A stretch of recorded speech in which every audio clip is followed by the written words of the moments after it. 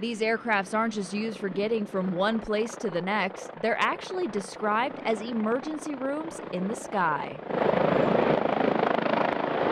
We have oxygen, compressed air, electricity to run equipment, and all the supplies that our clinical staff would need to care for that patient. Sanford Health has a fleet of fixed-wing planes and helicopters on hand to go out at any time. And they're not the only ones in the area, though.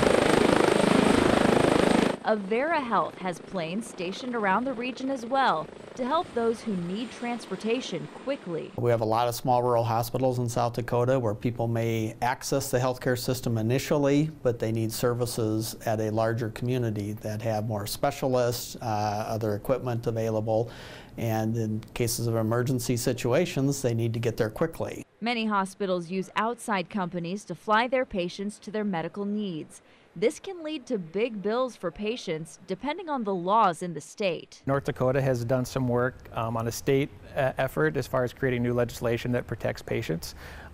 We support that, and our system is just a little bit different as being part of a nonprofit organization. The Sioux Falls area is unique because the two largest healthcare systems in the state own their own fleet of medical aircrafts.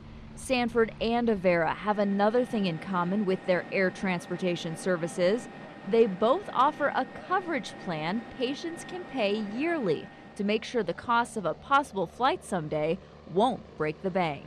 People probably in rural areas, maybe people who would like some additional coverage, maybe someone on a transplant list might think that's a good idea for them. Aircraft obviously are very expensive. We have pilots, but we also have highly trained staff. And so it's not just a transportation service.